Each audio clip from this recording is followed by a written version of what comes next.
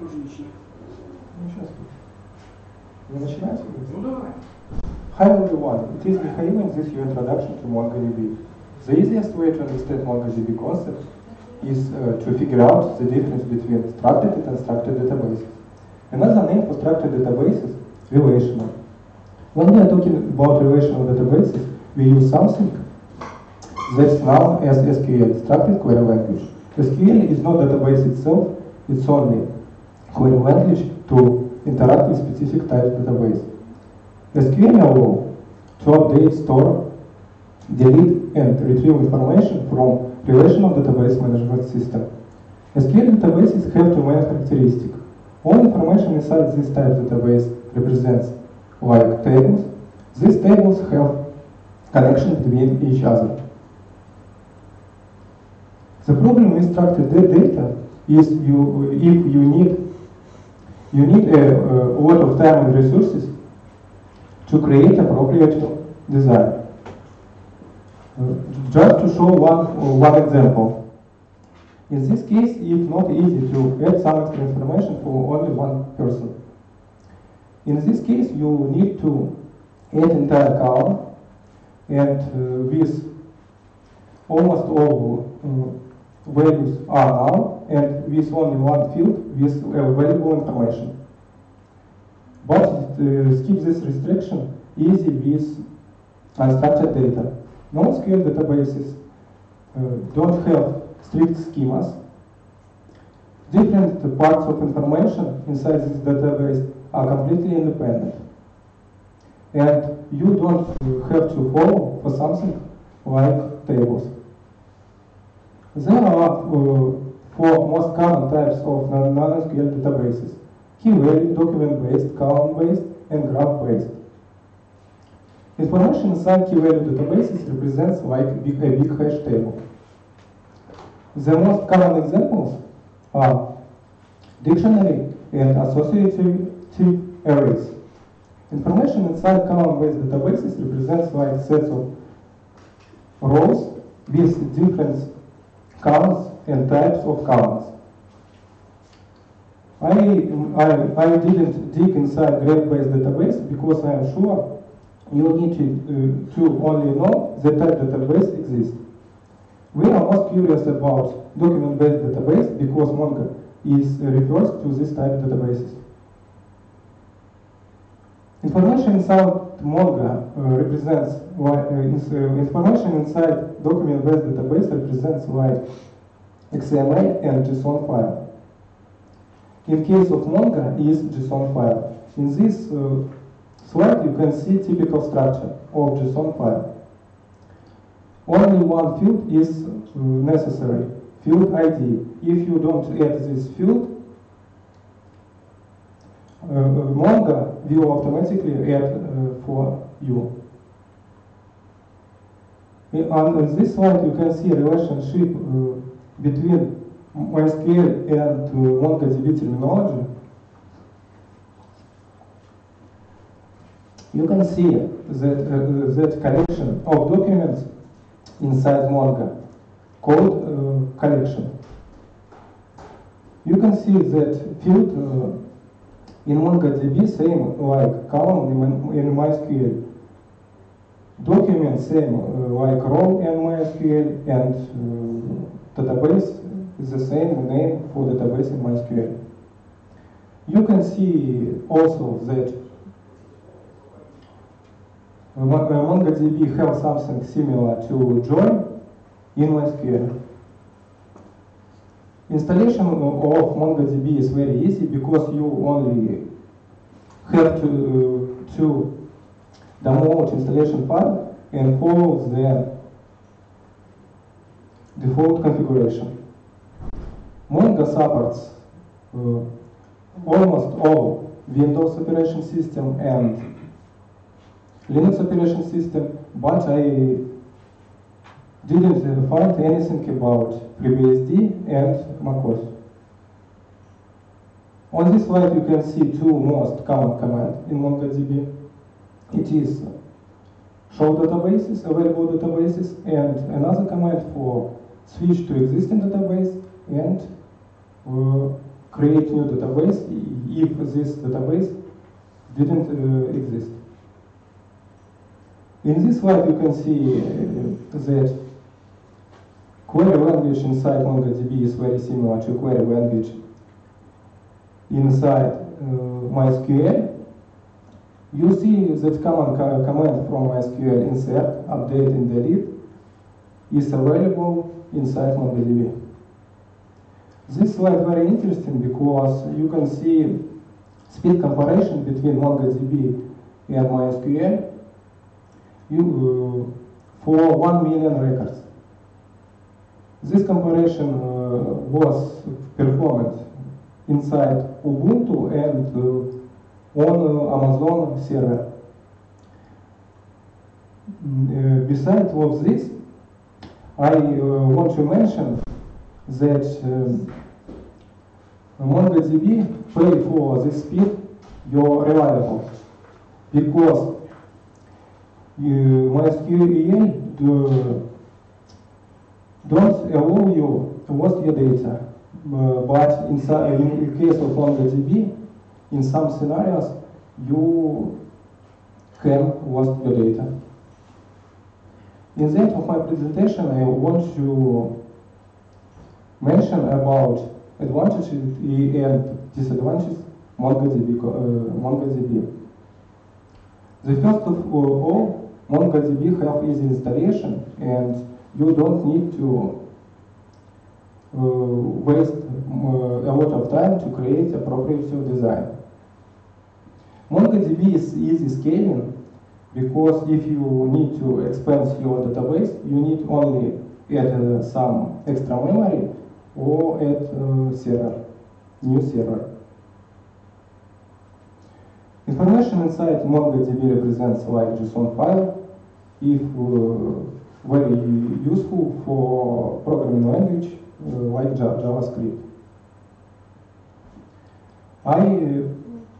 MongoDB have only one big disadvantage.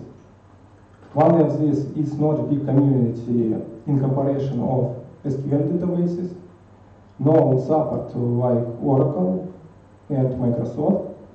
And another disadvantage is no big reliable in comparison of SQL databases.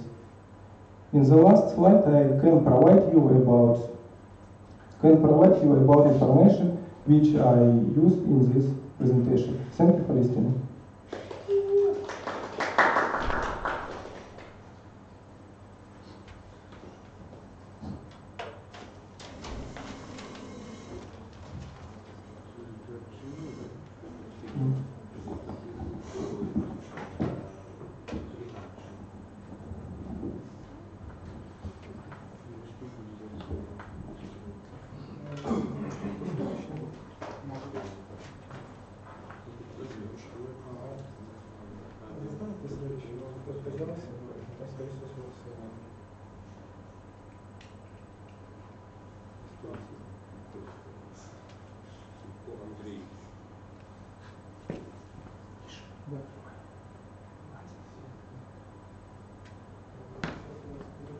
Андрей Цырько. Есть такие?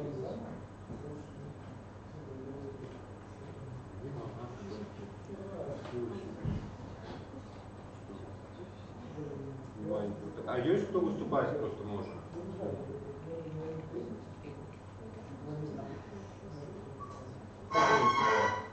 Ты?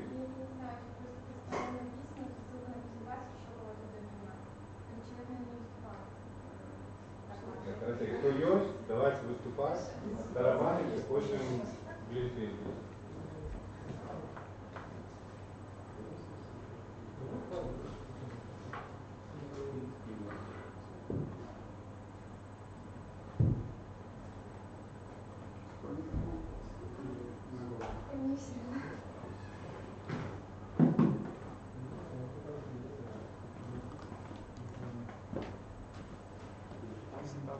Так, презентация у меня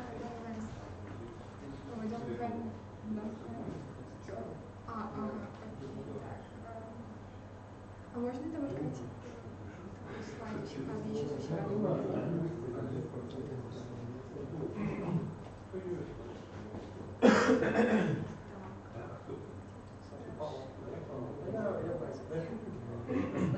Да, с этим проблема возникает очень.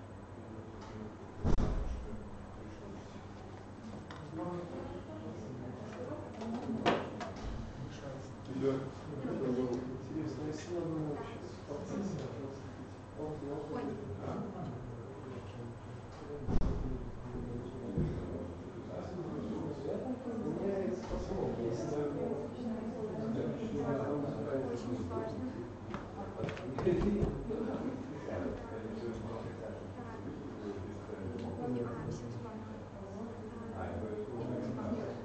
Так, я не знаю, как зайти, я же не смогу сегодня как-то.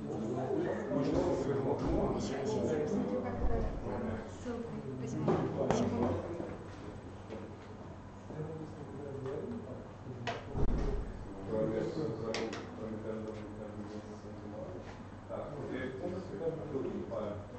Да, представляйте себе для вас.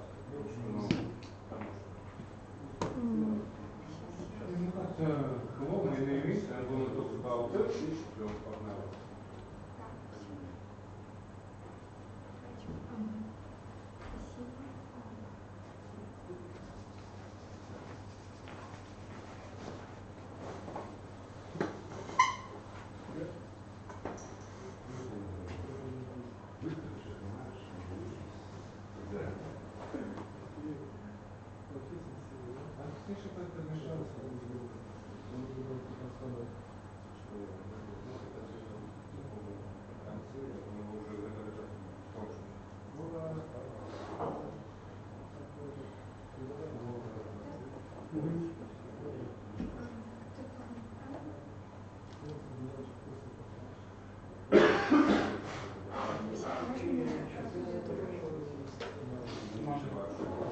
А мне просто нужно еще какие-то ссылки прикрепить. Можно что держать. Я не смогу. Спасибо большое.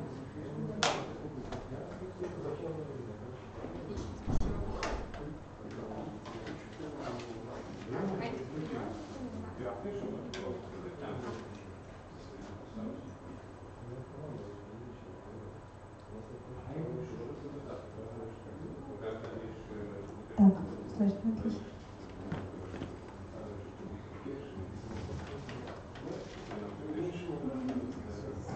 Okay, I will start.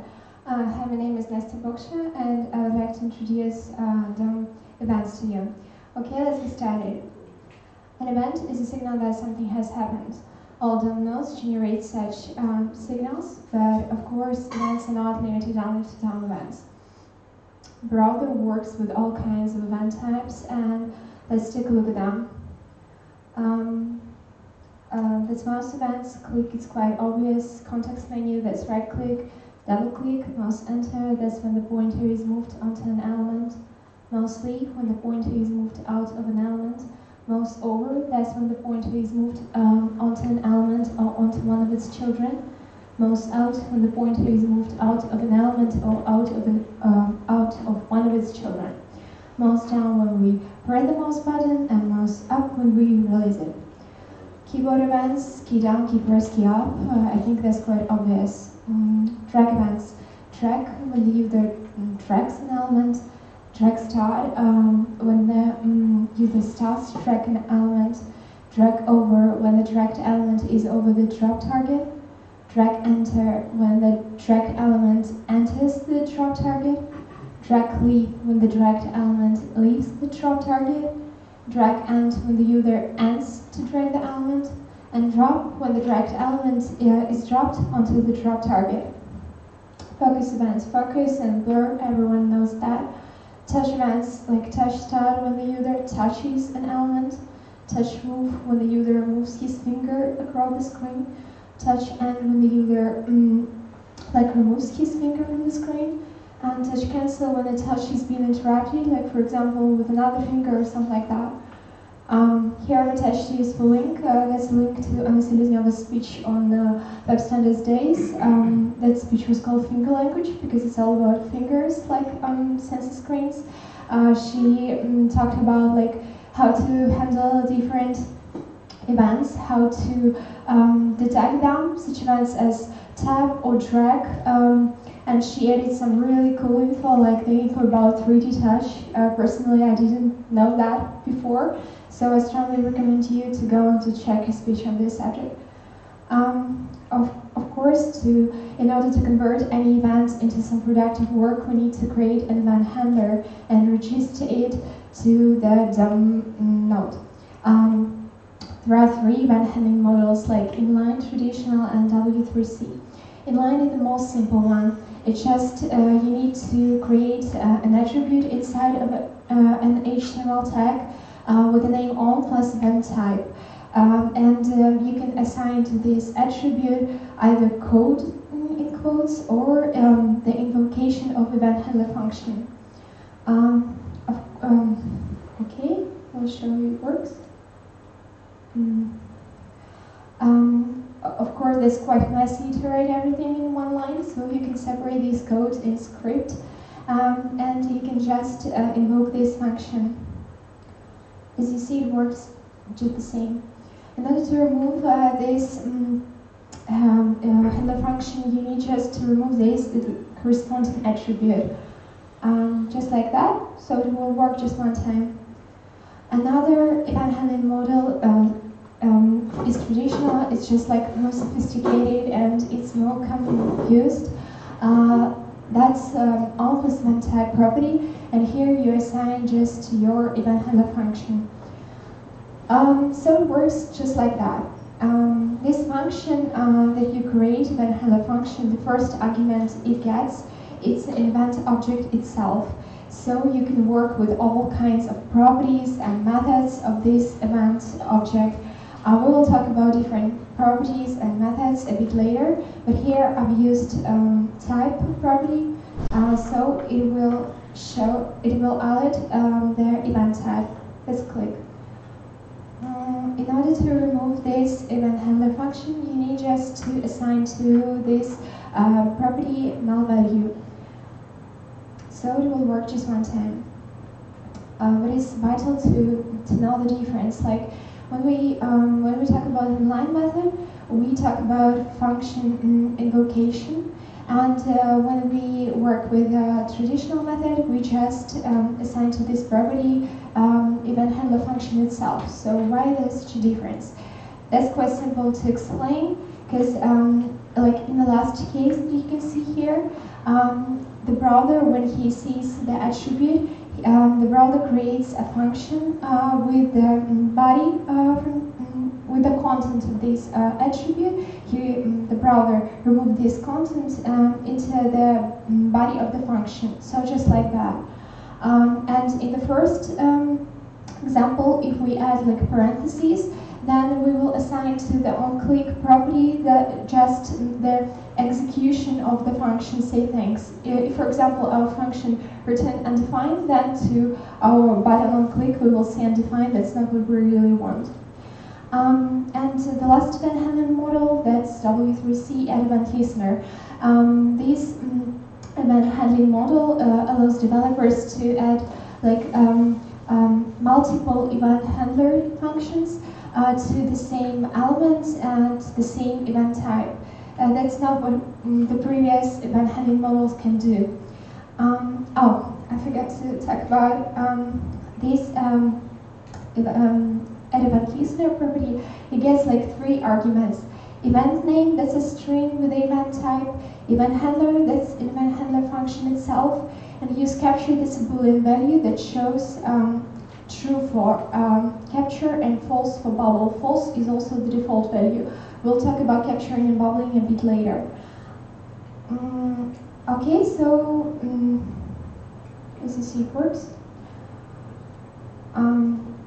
In order to remove this event handler, it is pretty simple. You should just use remove event listener and pass just the same arguments that you passed to add event listener. So it will work just one time.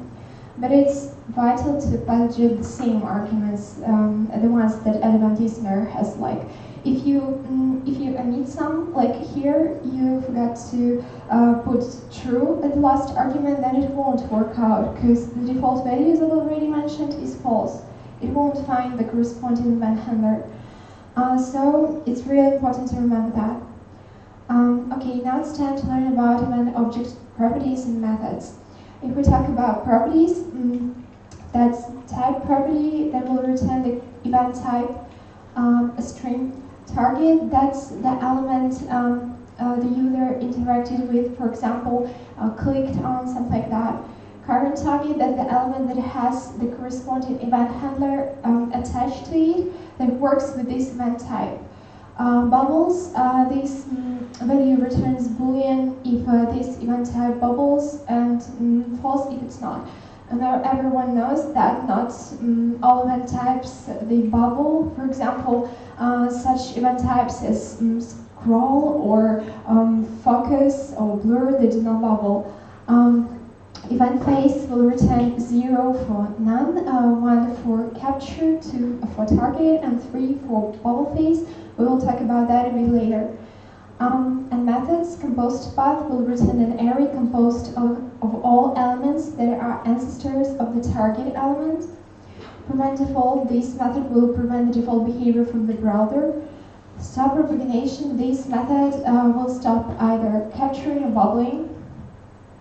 Okay, so now it's high time to learn more about such confusing terms as capturing and bubbling. When our event object meets an event handler, this handler will be triggered and the code or function it contains will execute. But how does our event object really meet these event handlers? The short answer is that our event object must find and fire on all elements that could potentially have event handlers attached to this event type. Our event object is about to go on a journey, and the target is the destination. As I've already mentioned, target is one of the most important property of the event object.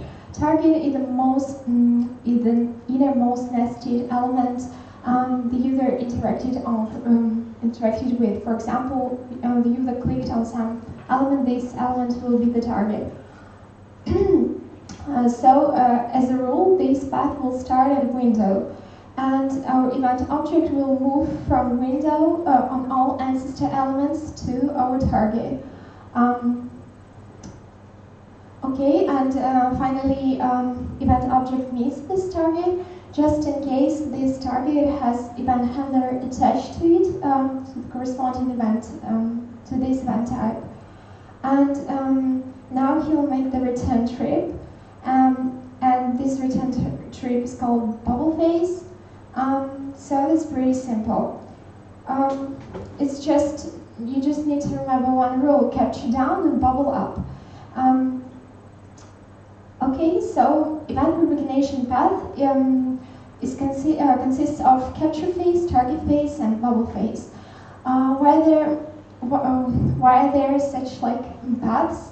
That's partially due to historical implementation, because in the past different browsers they chose to handle events only in one way. Like Internet Explorer chose only to work with bubble, while other browsers they chose to capture instead. But it also allows some flexibility to developers to choose with what phase they want to work. As you've already seen, you can choose the phase only when we talk about event listener, because all other event handling models they work only with bubbling. Here I've added some visualization. Okay. Here we can click on the layer, and we will watch all phases, like first capture, then target, and then bubble. So that's pretty simple.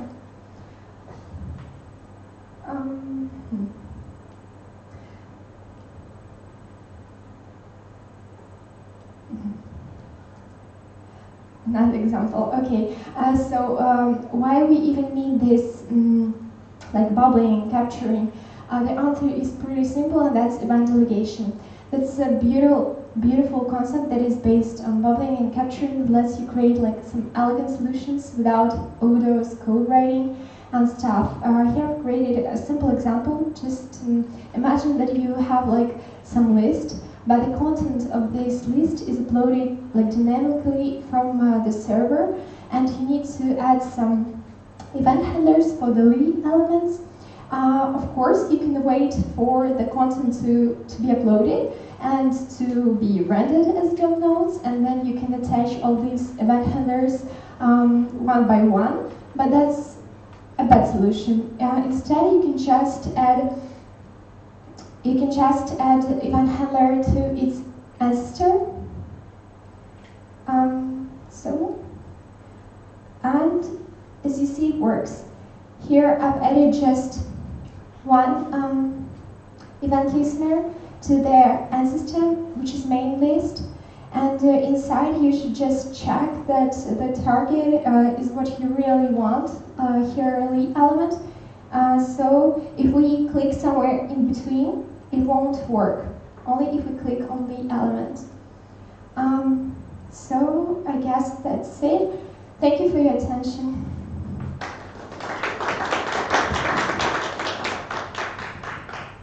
Maybe anyone have any questions? How do you call it? Stop. What event? Stop what? Propagation. Propagation? Why? Propagation. Propagation? Yeah. I'm really sorry. Sorry, propagation. Okay. And what would happen if text in Lee would be in any other tag? It won't work out. Those. Speak. Okay. Sorry.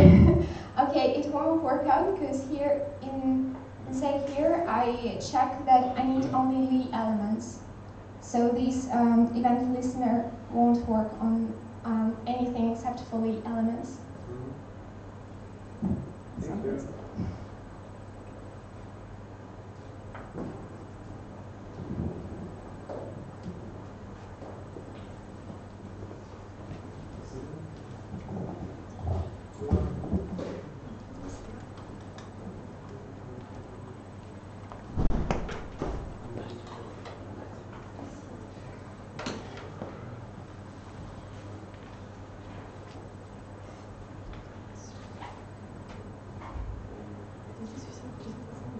Нет, у меня презентации нет. Да.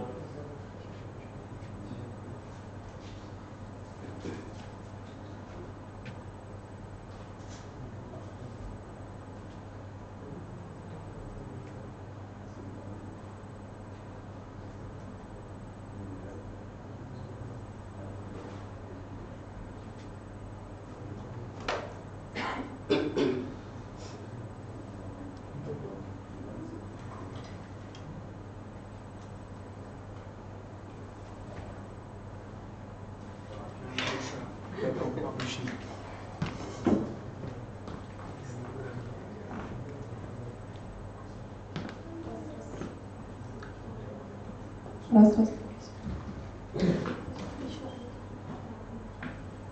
Hello, my name is Marie, and I'm going to tell about the document object model. The document object model is the presentation of the document as a tree of objects. It is an API for HTML and XML documents. Let's see an example. Here we have a simple HTML page with title and head and div with elements in body. So this is the document object model of our HTML page, and we can see that HTML object is the root element of this model, and inside we have head and body elements, and that means that for head and body, HTML is a direct parent. So we can see that there are different types of nodes. Here we see that texts are represented as element nodes, and text inside text is text node. In general, there are 12 types of nodes, but the most commonly used are only 4 of them: comment nodes, element nodes, text nodes, and document nodes. So how can we use the document object model? Firstly, we can get HTML object via document element. Also, we can obtain head and body objects via document.head and document.body.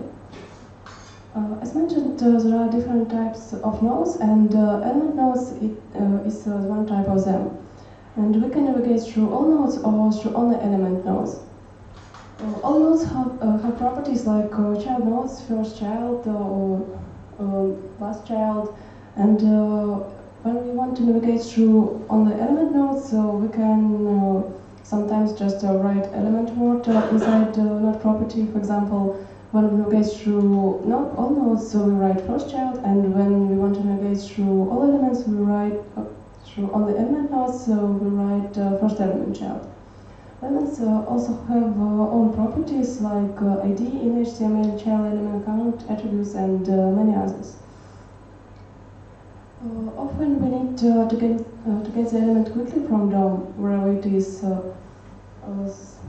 So there are different methods to do this, and they can return live and non-live collections.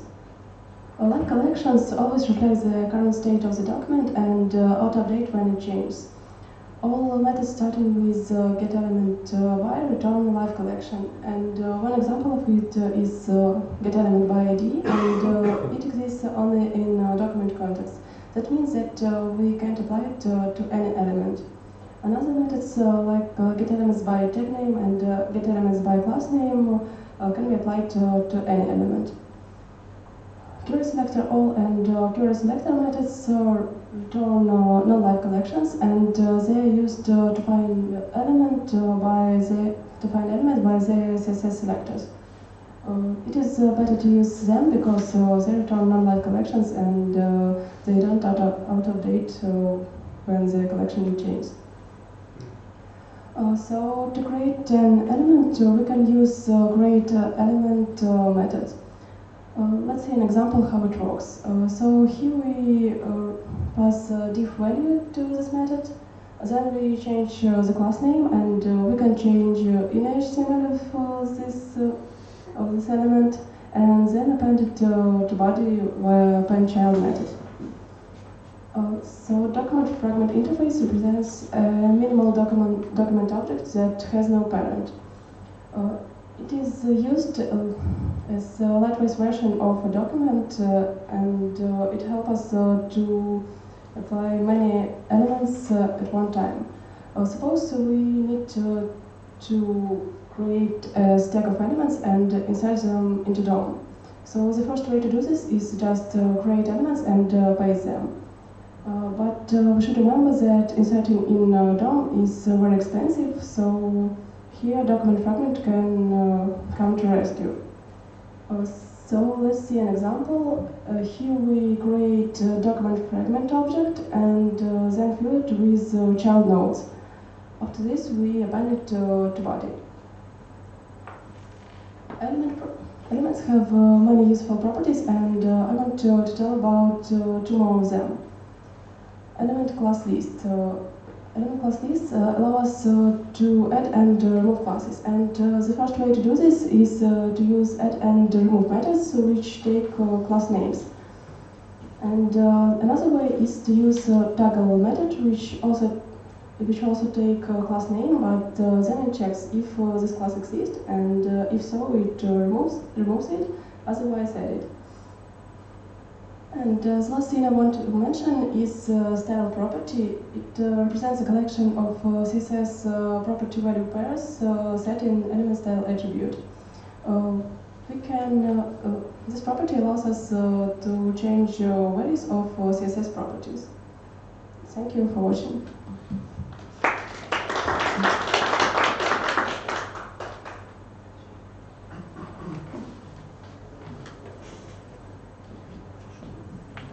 Хто наступний?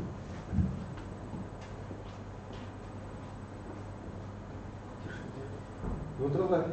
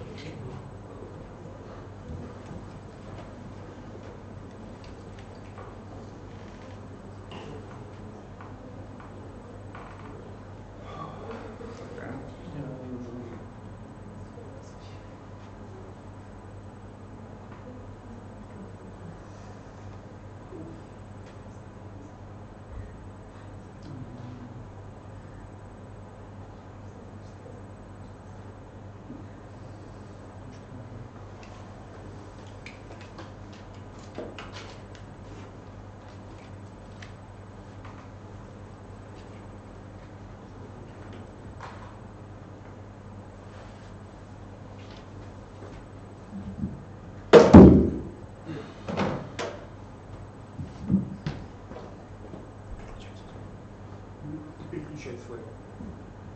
So hello, my name is Alexei. I'm going to present you today an overview of Express.js framework. It's a short description. I just started learning it, so I'm going to present today just the general ideas and a general overview of it, of this kind of framework without real code examples. What is it, Express.js framework? It's a minimal flexible web application server-side JavaScript web development framework built on top of the core Node.js engine. So it provides some useful functions useful for developers. So examples, what can it do? It can help developers to write handlers for requests with different HTTP verbs and different URL routes. It can integrate with rendering engines in order to generate responses by inserting data into templates. It can set common web application settings. It can add additional request processing middleware at any point within the request handling pipeline. A couple of words about history of Express.js framework. The initial release of the Express.js framework occurred back in 2010, in January 2010, and one of the developers was a DJ Holovychuk. The project developed as an open source project up until 2014, when the rights to manage the project were acquired by the Strongloop. So later on, the Strongloop was acquired by IBM, and in January 2015, IBM announced that it would place Express.js under the stewardship of the Node.js Foundation incubator. As for now, as for December 2018, the latest version of Express.js is 4.16, and there is an Express 5.0 in the alpha release stage. Express.js framework is used by a number of companies. First of all, by IBM itself, by Yandex, Uber, and NodeDB, and so on. But it should be mentioned that Express.js framework is good for small and middle-sized projects. It's probably not the best solution for big projects when you need to process a lot of data and you have a big team of developers. So what's different between the flow of requests through a typical Node.js web application and using Express.js framework? So in a flow request through the Node.js web application, firstly the client requests something, send the request to the Node.js HTTP server. HTTP server hands request to your function. The request is processed, and your function sends response to the HTTP server. And on the final stage, HTTP server sends response to the client. With Express.js, the things are a little bit different.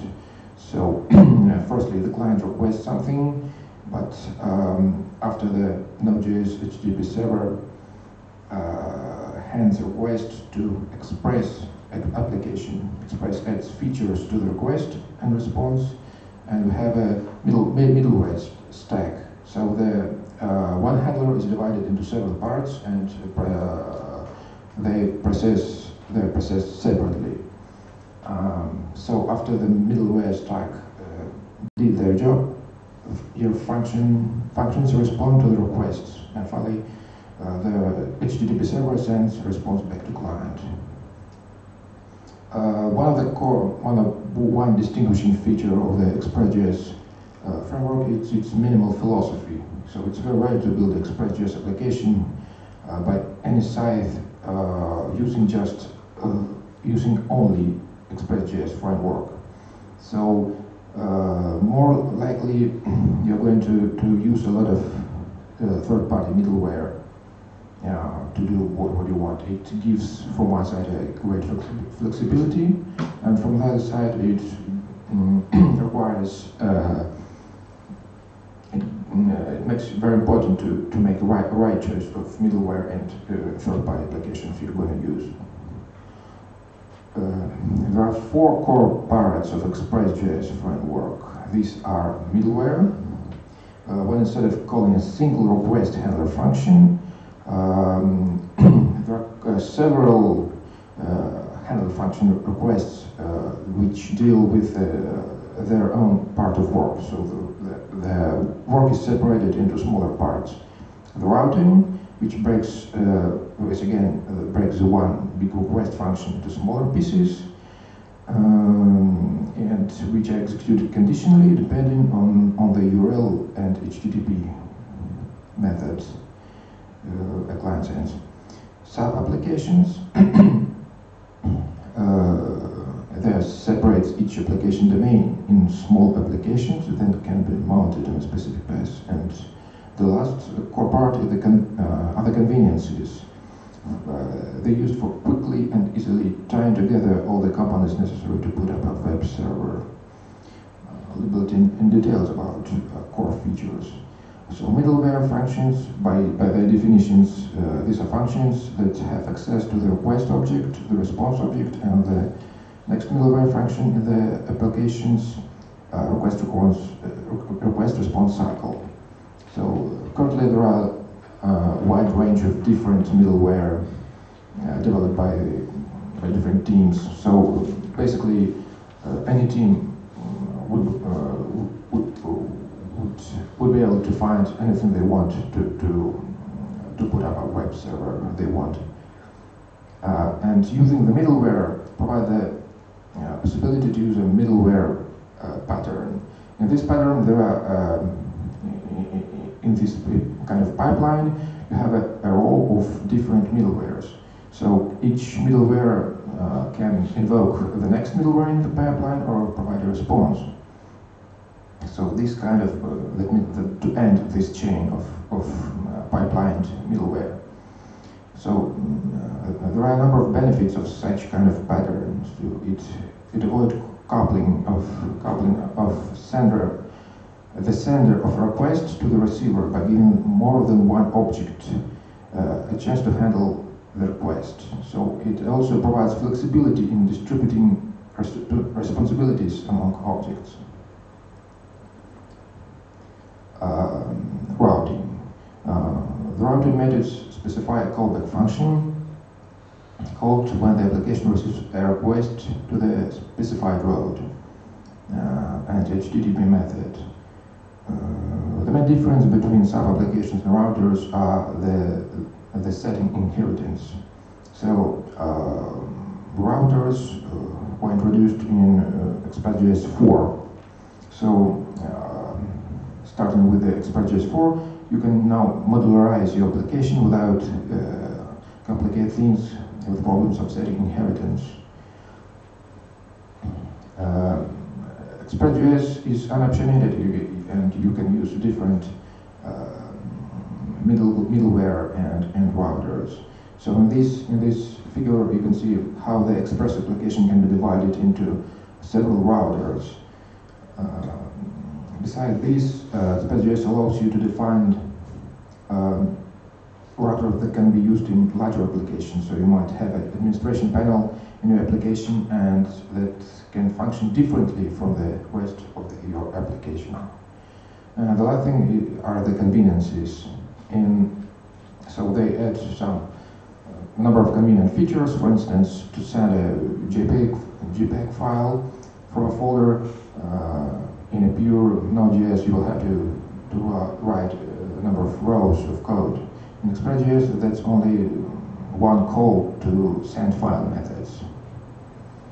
And unlike the previous features, the conveniences don't conceptually change how you organize your application. But they can be very helpful and save time for developer teams.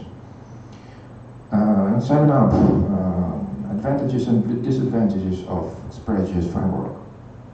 On the good side are simplicity, minimalism, flexibility, and scalability. The Express.js has the longest history of development in Node.js among all the Node.js frameworks, and it has the biggest community out of all the web application framework, and so it's very popular among developers. Basically because it's not much different from using just a pure JS, and at the same time adding some useful features. But but there is a bad side. It's not recommended method of organization. There is no recommended method of organization, so you can make your choice by your own. So all the responsibility, whether it's the right choice or not, is on you. Moreover, there are many manual labor-intensive tasks involved, which can affect the memory usage if are not handled professionally. So sign up, it's currently the Express.js framework is the most popular one, but at the same time it requires experience from the developers to choose the right third-party middleware and any models they need to finish their project. That's it. Thank you.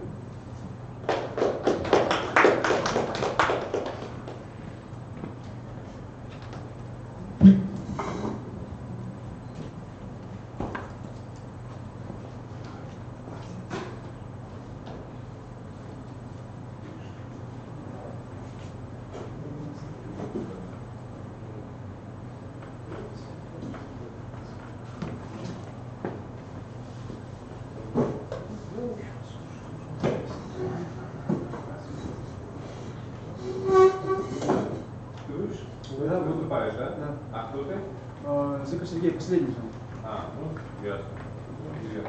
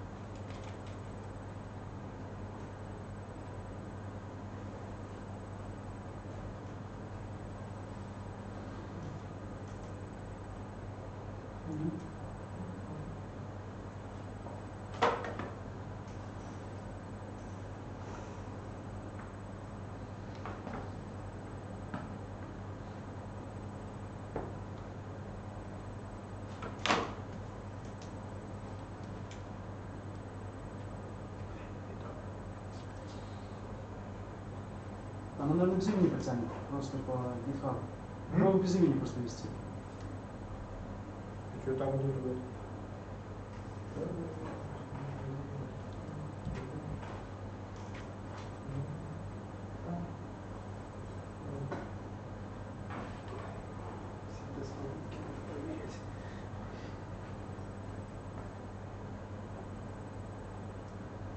Мне все ок. Нет, там большой.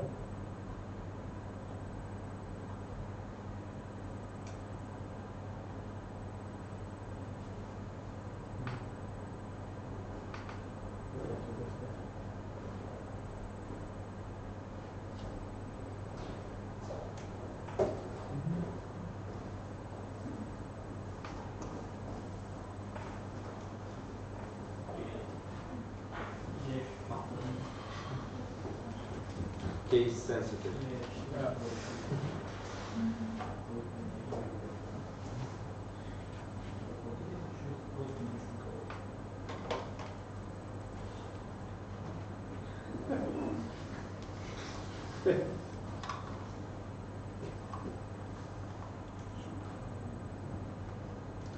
Hello?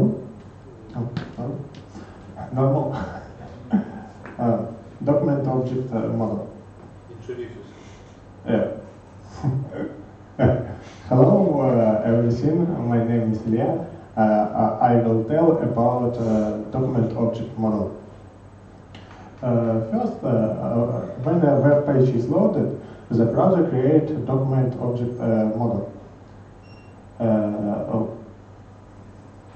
What is DOM? The document object model is a programming interface for HTML and XML document. It represents the page so programs can change the document structure, style, and content. The document model represents a document with a logical tree. Each branch of the tree ends in a node, and each node contains object. DOM representation. In this slide, you can see how we can DOM representation. The presentation of DOM consists of elements such as head and body, and attributes such of have and text node.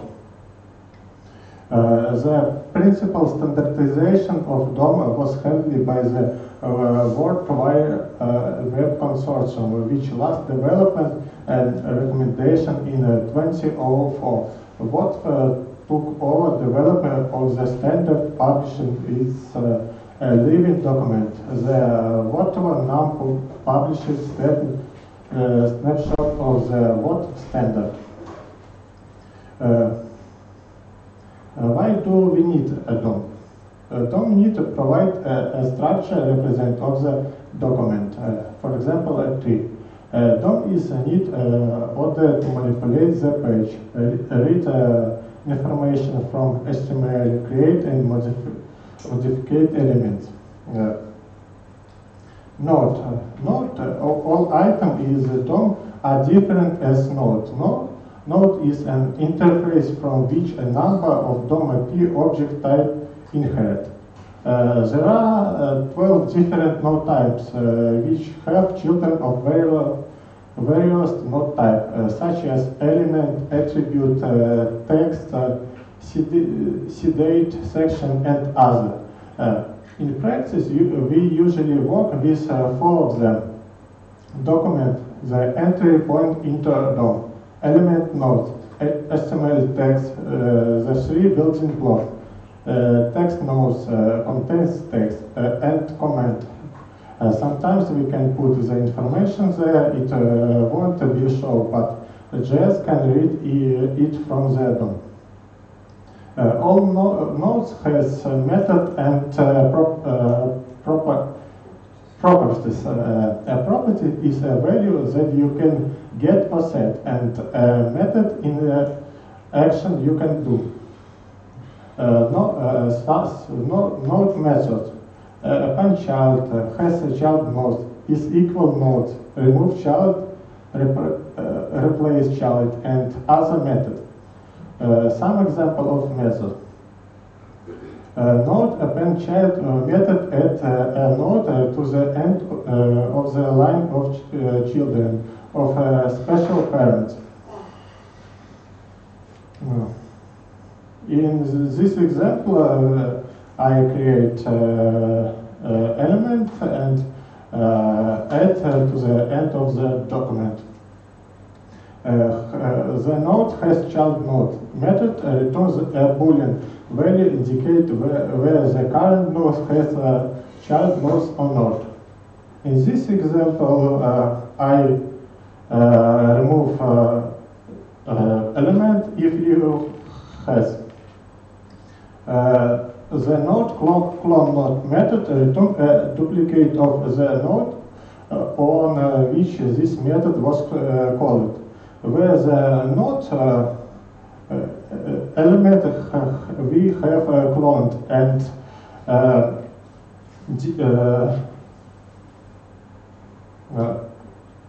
node and that node the element we will be cloned and diff is option where true is the first is the children of the node should also be cloned, and or false to be cloned only a specified node. Node property, child nodes, last child, node type, parent node, previous sibling, and other property. Some example of property. The node child node read-only property return alive node list of child nodes of the given elements where the first child node is assigned 0. In this example, one way to remove all child node from a node. Node type. Node type returns an signature to represent to the type of the node. In this example, I check if node has node comment. I create message. Previous sibling. The node previous sibling read-only property returns the node immediately preceding the specified one in its parent child nodes list, or null if the specified node is first in that list. In this example, first console log, we will see image ID B0, and the second console log, we will see B1. Document. The document interface represents any web page loaded in the browser and server as an entry point into the web page content, which is DOM tree. The DOM tree provides functionality globally to the document. The document interface describes the common property and methods for any kind of document. Document property, document body, document content time, document element, document images, document doc type, and other property. Some example of properties. The document body property represents the body of frame set, not of the current document, or null if such element exists. In this example, we will see first alert of the body element, and the second alert we will see a new body element. The font property of the document interface returns the font face interface of the document. Document head. The head read-only property of the document interface returns the element of the current document. Document method. Document create attribute. Document create element. Document create event. Document create text node, and other method. Some example of method. In an HTML document, the document create elements method create the HTML elements specified by tag name, or an HTML unknown element if tag name isn't recognized. This example element, the element how we will create object tag name as string that specifies the type of the element to be created. In this example, we create a new div element. Create event. Create an event of the type specified. The return object should be first initialized and can then be passed to dispatch event. In this example, we create the event and after define that the event name is built. You can read some more about the document on the link. Thank you for your attention.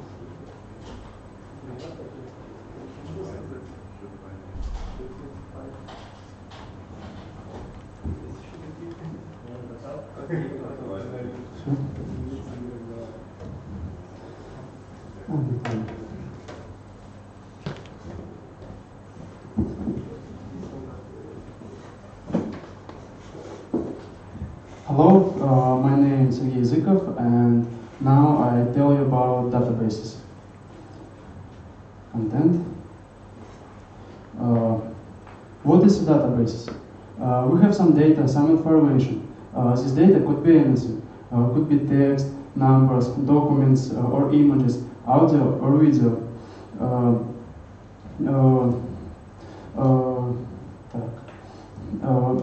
We can already store this data. We could just organize a text file and type our information into that file. Or if we have some documents, we can just organize them in folders. Having data is not a problem. Main problem are size, ease of updating our data, accuracy, its security, its redundancy, and importance of the data. There is a reason we need a database. Database is not a place to put our data. It is a structured system to put our data in that imposes rules upon that data. All time we're working with database, but don't think about it. This is a true power of databases. They are invisible. Database and database management system. The concept of database is closely related with the concept of database management system, or DBMS. But it's necessary to differ between database and DBMS. The database is an organized data structure. It is the data itself, but the database management system, it is some shell that make it possible for users to create, read, update and delete data in the database. The database management system manages three important things: the data, the database engine, and the database schema. These foundational elements help provides to concurrency, security, and data integrity. The DBMS always provides with data independence. All change in storage performed without modification in the entire application. DBMS classification. In the world, there are many types of DBMS, but today we talk only about DBMS classification according to data model. This model includes our hierarchical model, network model, relational model, and object-oriented model. Hierarchical model. Hierarchical model, this database model where data is organized in tree-like structure with a single root to which all the other data is linked. This DBMS use parent-child relationship. Each parent can have many children, and each child has only one parent. Advantages hierarchical model. Hierarchical model is simple to construct and operate, corresponds to a number of natural hierarchically organized domains, and language is simple. Disadvantages are navigational and procedural nature of processing. Database is visualized as a linear organization of records and little scope for query optimization. The next, network model. This is an extension of the hierarchical model. In this model, data is organized more like a graph, and they can have more than one parent node. This was the widely used database management system before the relational model was introduced. Advantages: conceptual simplicity, capability to handle more relationship types, and easy of data access. Disadvantages are system complexity, operation anomalies, and lack of structural independence. The next, relational model.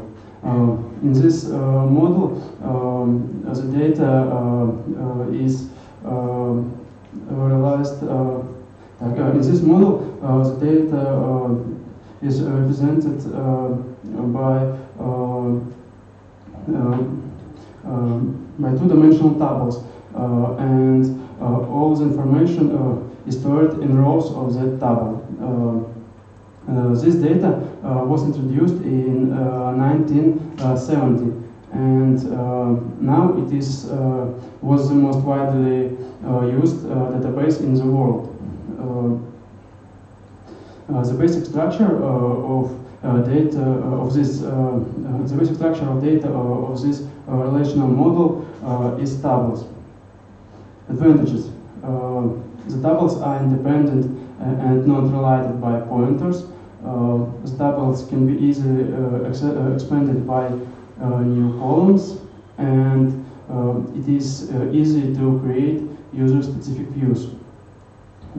Disadvantages: disadvantages are slower accessible rates, and access to special data by geometric attributes is not optional.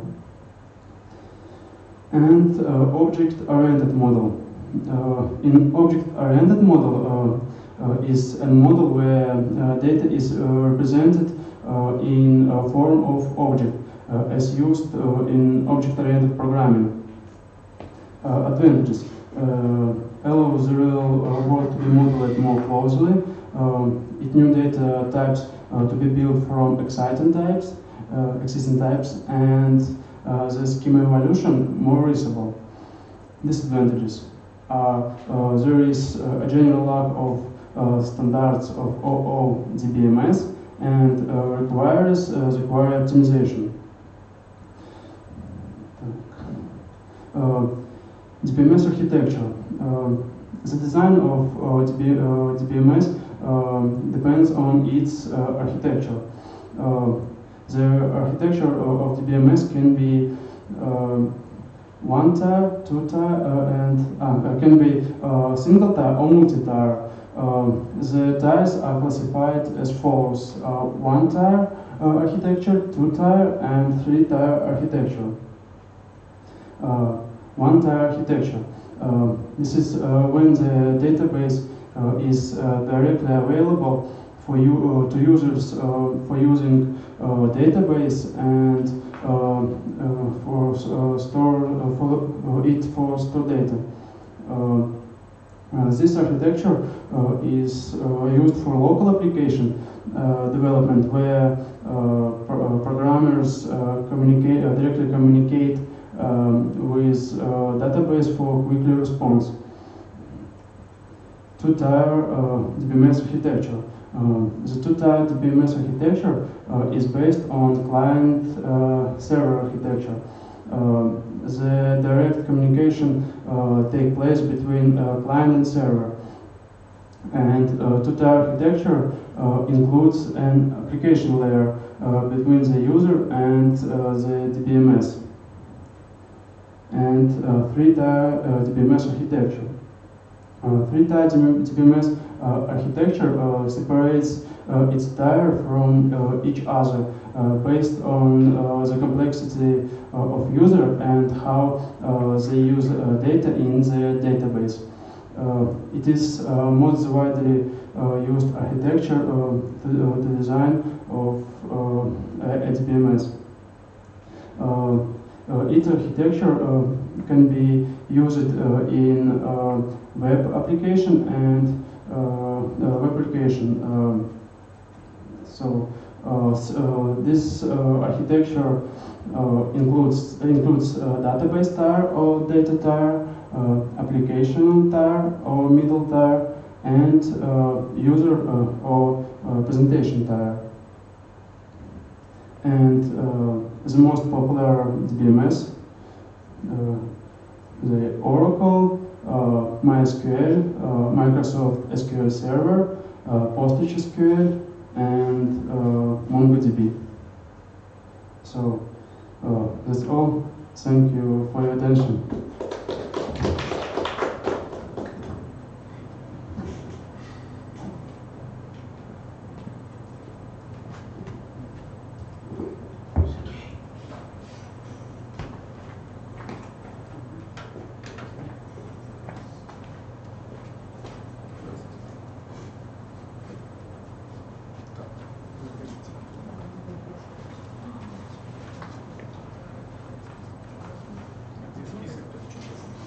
Там нема списку?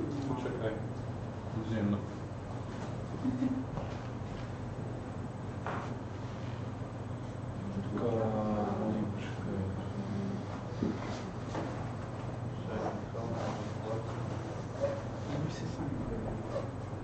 Давай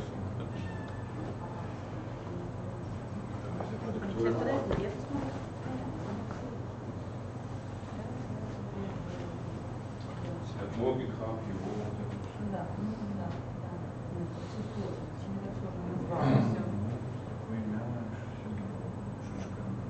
Это да, зачем так сильно называлось сложно там это все дальше. Зачем было так опираться?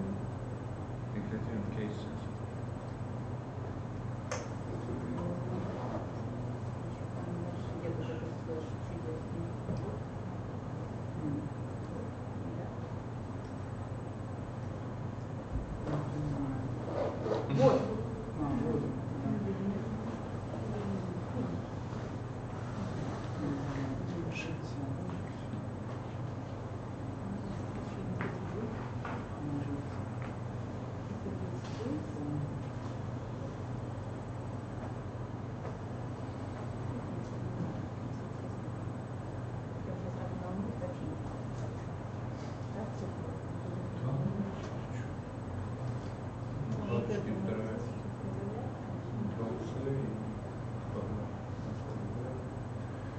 Давай ждем presentation.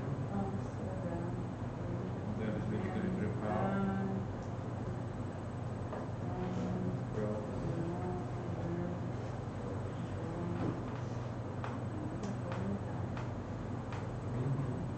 Well done. Что делать?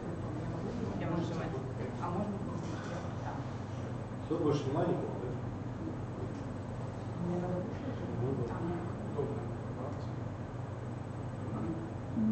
Тут все плохо, ну подайте. Это могу положить. Ты поклади на столик просто. Спасибо большое.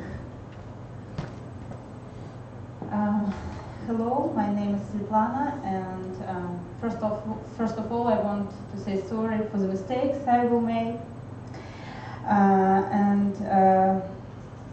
The topic of my presentation is how browser works. And I want to start with the scheme of the main components of any browser. Its user interface includes all things on the screen except of the window where the requested page is presented. For example, back and forward buttons, search bar, and other elements. At the top, you can see networking is used for is responsible for the requests like HTTP, JavaScript interpreter,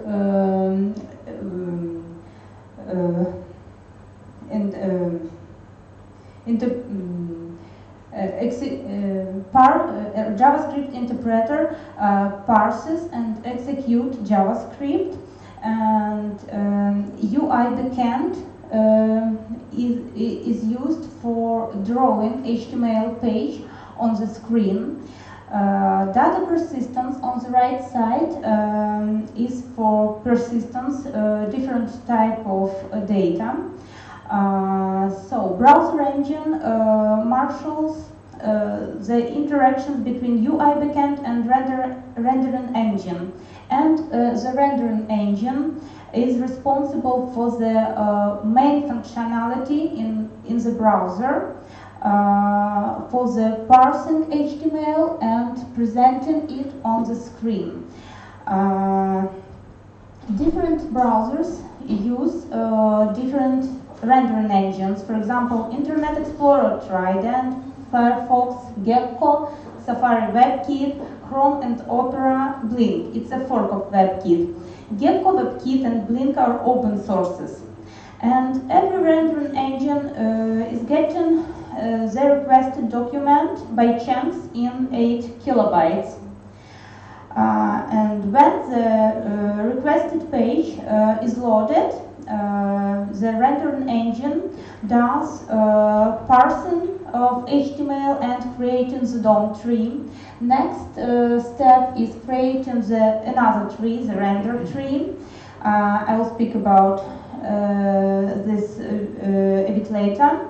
Next step is layout of the render tree, and at the end painting. And now I will speak about every of these steps separately. I'll start with parsing and constructing DOM tree. So parsing in general is translating a document to a structure the code can use, and as usual, usually as result of parsing is some tree of nodes.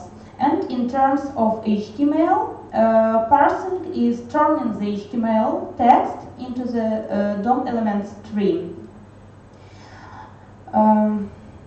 And if we have, for example, if we have HTML page, HTML text like this, we will have HTML body and 2 children, paragraph and div. We will have a DOM tree like this. HTML body, 2 children, paragraph and div, and also HTML head element. It's interesting. Browser, we didn't have a head element in our example, but browser fixes this mistake and add a head element to our DOM tree. Because of the mistakes like this, and because HTML is quite flexible, parsing of HTML is quite complicated. And another reason why parsing and creating DOM tree is quite it's not so easy process, because the parsing HTML is reentrant. What does it mean? If in our script we have document write calls, during the parsing process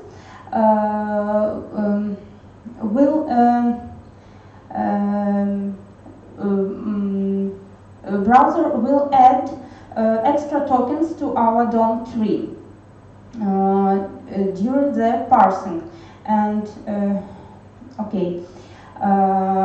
in general, parsing algorithm consists of two stages: tokenization and tree construction. Tokenization, by simple words, means finding our tags, HTML tags, and when tokenizer finds a tag, it adds this tag or this token to our DOM tree.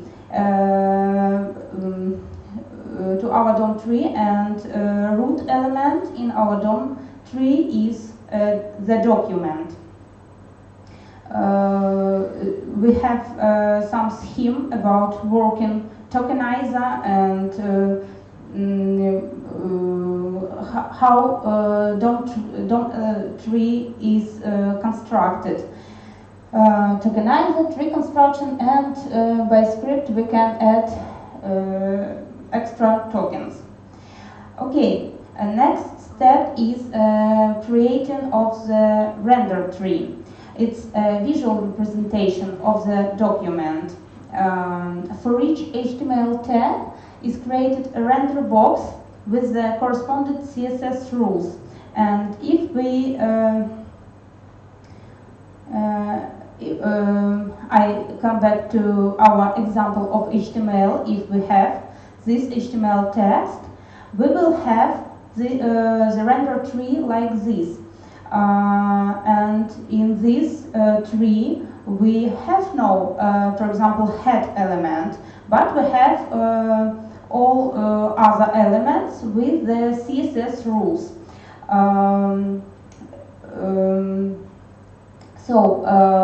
In our render tree, we have no elements which have no visual representation on the screen. For example, head elements or elements with display none attribute or absolutely positioned elements. So even if our elements will be represent on the screen, but not in the regular flow, they will not be insert in the render tree. To this time, we have a DOM tree and the render tree. We have CSS rules for our tags, for our elements, but we still haven't known sizes and positions of these elements on the screen. So the next step which browser does is the layout. Root node position is 0, 0, and dimension is the viewport. It's the part of the screen that we can see. The layout is recursive. The parent box calls every child and calculates their children and calculates their heights, and then adds their heights, paddings, and margins to set its own height. And in the end, painting. Not in the end. Painting. The next step is painting. Is carried out by UI infrastructure component. Browser runs through the render tree one more time and call each node to paint it itself.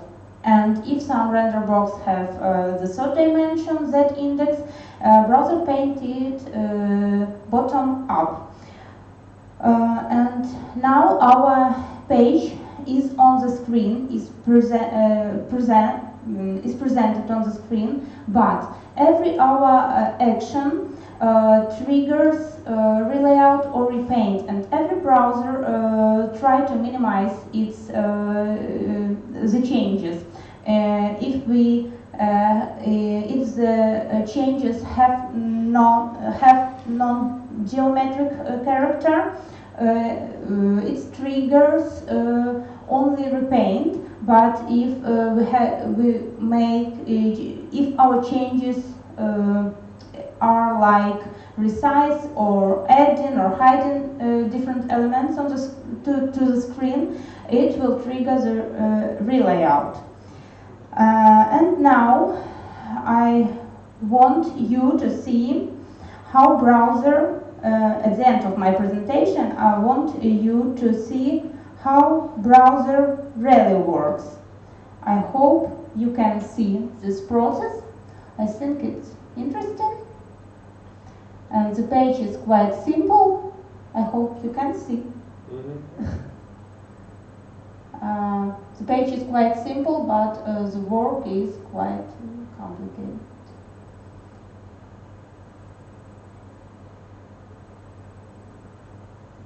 What is going on? Could you please give some comments on it? all steps I have told. All this process were presented in this video. Could you name them? Parsing, creating DOM tree, creating render tree. During the video, could you name them? Oh, maybe. I'm not sure, really. Let me try. Oh, I think it's 3 times. It makes it 3 times. Maybe it constructs the DOM tree. Next step, render tree. I hope. I think. I'm not sure. No? Oh, no. 3 times. No, 2 times only. I think the construction of the DOM tree maybe we didn't see. Maybe only render tree and layout and paint, something like this. Thank you. This is all.